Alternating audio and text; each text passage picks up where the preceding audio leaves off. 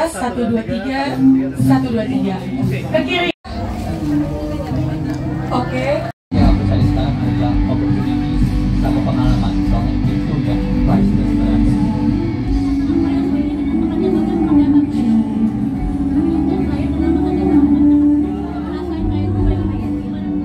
Oh, senang banget lah kalau aku ada yang bantuin ya kan.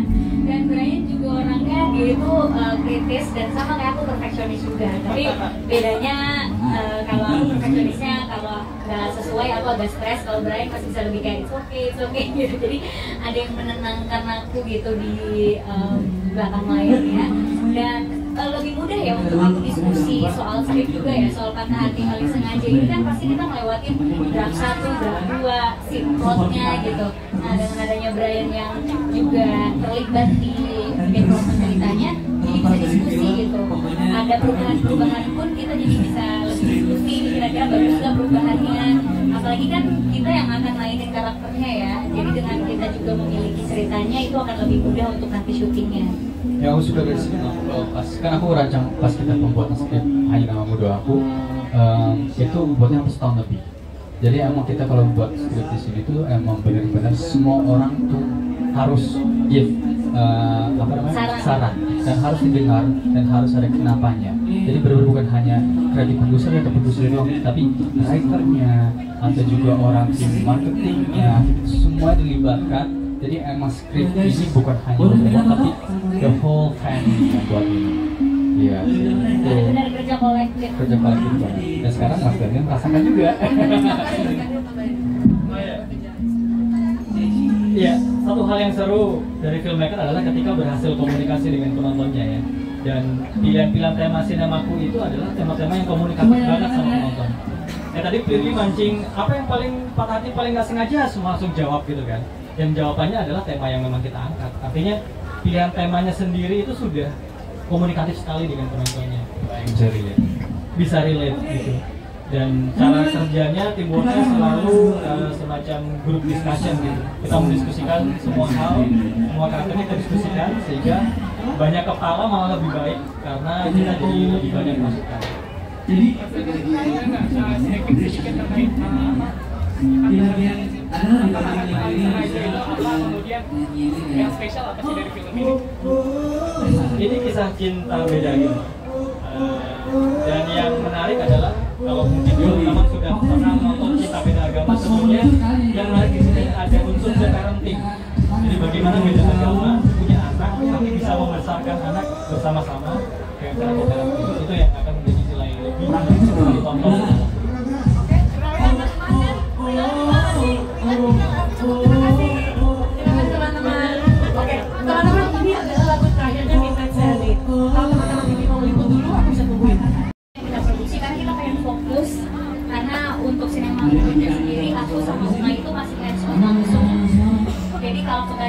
Takutnya kita fokus dari segi kreatif dan marketingnya karena dari semua dari segi kreatif kita hands-on langsung, bahkan Brian juga jadi produser kreatif juga, marketing kita hands-on langsung. Jadi kalau kebanyakan takutnya nggak kebagi gitu fokusnya. Dengan proyek 3 produksi aja tuh lumayan luar biasa. Dan di 3 itu aku rasa udah cukup mencakup genre yang berbeda ya. Kita ada drama keluarga yang akhirnya level up umurnya, yang tadinya mungkin dibilang filmnya buat Gen Z, tapi ini masalah rumah tangga, pernikahan. Terus patah hati paling sengaja, dari judulnya mungkin Gen Z banget, tapi sebenarnya konflik yang ada di film ini sangat fundamental. Dan juga ada horor yang berbarengan dengan pemain-pemain yang luar biasa. Ini kan teman-teman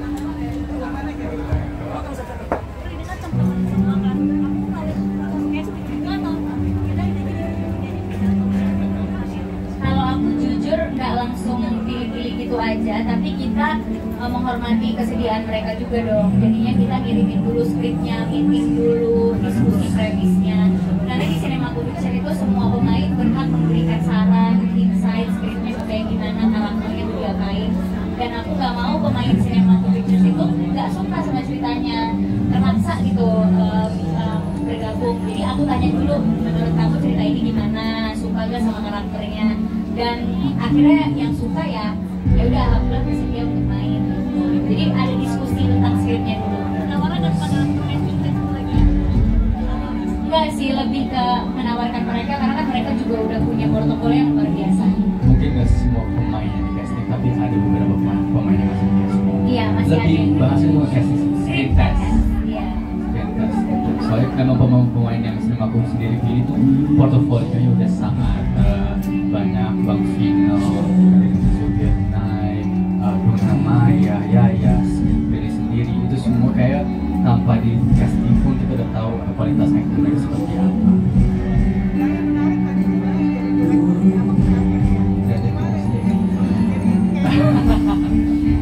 Ya ini pengalaman pertama aku menjadi industri, apalagi di film yang diperankan oleh Bang Vino Bastian, terus Dina Zubir, yang dimana film itu sangat dramatik keluarga dan pernikahan.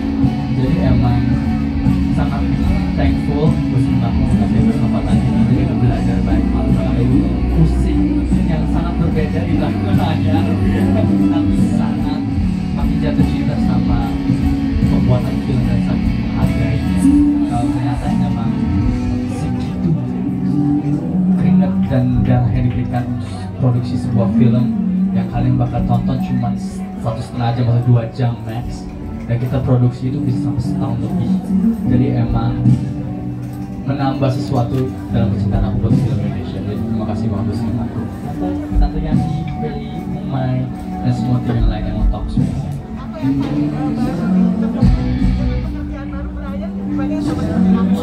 Kalau ini aku harus lebih kayak menjembatani, atau kan dulu kan aku sebagai pemain, jadi aku kayak lebih mencoba untuk pemain. Tapi ini sekarang pemainnya pengen gini, tapi secara produksi kita tidak bisa. Excited banget jadi aku. Alhamdulillah ada teman. Jadi ya harus lebih diplomatis mengambil keputusan, cara ngomong, cara menyampaikan. Jadi menjadi jembatan tapi itu dibangun buat semuanya senang juga, dan tetap aku senang juga. Itu kayak challenge tapi sangat bisa dilakukan karena dengan tim semua. Alhamdulillah ada kerjaan punya satu ya kan.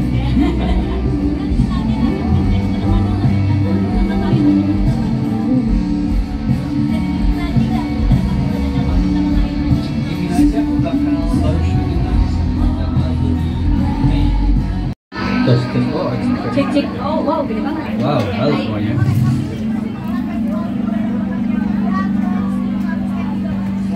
Yang pasti happy banget.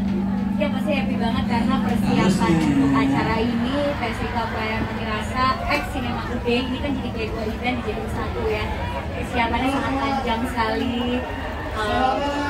Menyusun rundown-nya akan seperti apa, dan ini kan juga event yang kayak pertama kali Cinema adakan ya, 2 event jadi satu. Melalui persiapan yang panjang dengan kolaborasi bersama cast di Perayaan Mati Rasa dan juga cast yang akan hadir di film-film 2025, serta semua pengisi acara yang akhirnya bisa disatukan di satu acara. Bersyukur banget dan alhamdulillah berjalan lancar, sold out tiketnya dalam waktu 2 menit. Dan di website beli tiketnya itu yang ikut voting aja 450.000 orang. Jadi udah kayak bikin konser Korea ya gitu, dan senang banget sih, berarti antusias masyarakat Indonesia besar itu untuk karya-karya Indonesia gitu. Wah, jomblo anak tuh.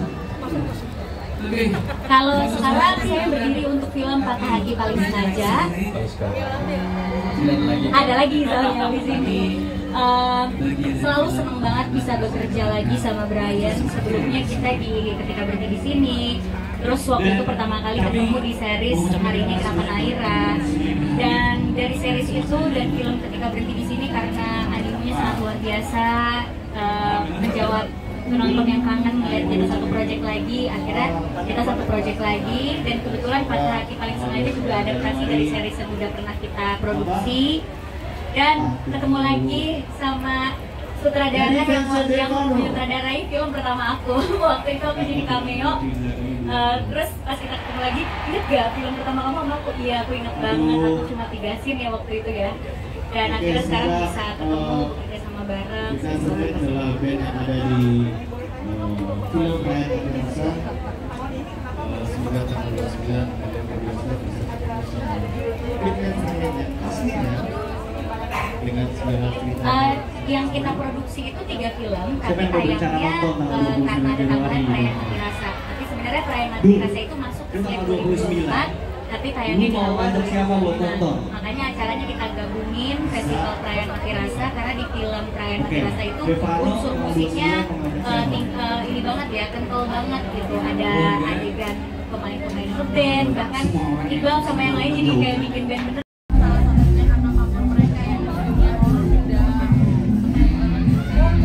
Wow, menderek. Bukan karena pamor sih, tapi karena kualitas actingnya yang luar biasa gitu.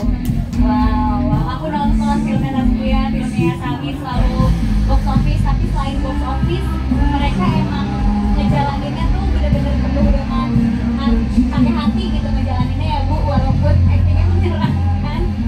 Terus juga aku udah sering ketemu sama Yasamin, tapi kita belum pernah bener-bener satu project. Sama Nazkia sering ketemu di event-event ya, tapi belum pernah satu project. Sama Kaluna Maya juga nggak pernah. Jadi kenapa enggak kita satukan pengalaman kita masing-masing syuting film horor di satu film horor yang sama. Film mereka kan udah banyak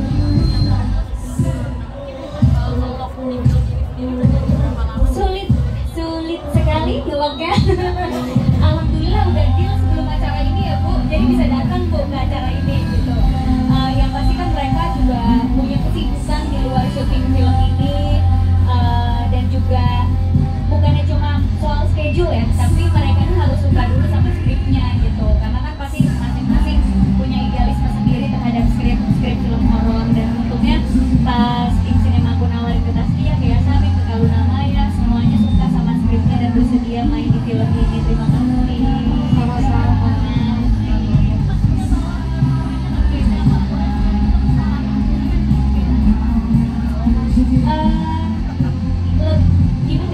Gimana ya skillnya? Oke, ini tuh bukannya cuma film horor yang menjual hantu atau setan, tapi di dalamnya ada satu kasus yang apa ya, yang sangat sensitif sebenarnya, tapi perlu kita naikin juga awareness soal hal tersebut gitu. Jadi campuran antara crime, kriminal, dan horor gitu. Jadi kan Festival Perayaan Hati Rasa. Soal karakter sebenarnya mungkin nggak bisa ditaruh skill banyak-banyak, tapi yang mungkin bisa aku share sedikit, karakter kita tuh akan profesi yang kurang lebih sama, jadi kita akan ada di satu field yang sama lah, makanya itu yang bikin lebih seru. Mulai syuting. Ibu produser bisa jawab? yang pastinya tahun ini kita akan mulai syuting. Sekarang kita lagi finalisasi skripnya. Nanti setelah kita finalisasi skrip baru kita spill dulu set sutradaranya, karena itu termasuk salah satu kejutannya juga. Baru nanti kita akan mulai syuting, tapi yang pasti tahun ini.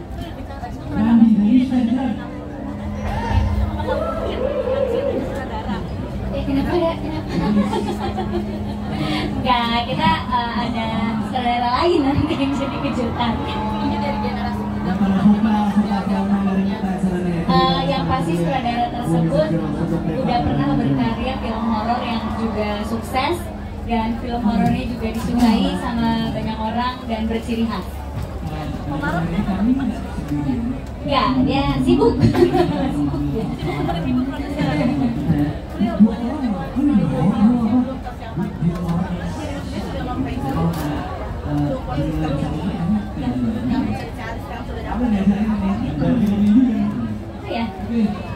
Apa ya, kalau ditanya kayak gitu bingung juga sih. Yang pasti fokusnya di 2025 tuh bukan yang mau mencapai sesuatu, tapi lebih ke mempertahankan semua yang sudah ada gitu. Seperti kayak produksi syuting kita udah umumin, nggak mungkin langsung dilepas gitu aja kan. Benar-benar prosesnya panjang, ini prosesnya sampai akhir tahun nih proses syuting film ini gitu. Terus juga hal-hal lainnya gitu. Jadi mungkin 2025 fokusnya lebih ke mempertahankan yang sudah ada daripada mencapai hal baru lagi gitu. Karena apa yang sudah ada juga harus dijaga gitu. Apalagi Sinema Pictures di 2025 ini memulai untuk memproduksi film yang genre-nya beragam, agak deg-degan juga buat aku jujur. Jadi ya gimana caranya kita mempertahankan kualitas dan mempertahankan kepercayaan penonton yang udah percaya sama karya-karya sinema. Jadi lebih ke situ sih fokusnya.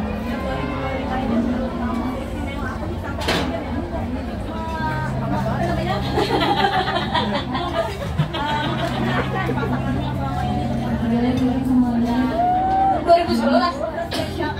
Oh, gue pacarnya gak 12 masih kecil dong. Maaf. Aduh, sebenarnya udah lama amat gue. Gue mau main film horor apa aja. Loh, kalau aku kan emang kalau punya pasangan gak pernah aku rahasiain. Kalau aku nggak publish berarti emang enggak, berarti itu hanya gosip. Tapi dari dulu kan kalau aku punya pasangan pasti akan aku selalu kenalkan.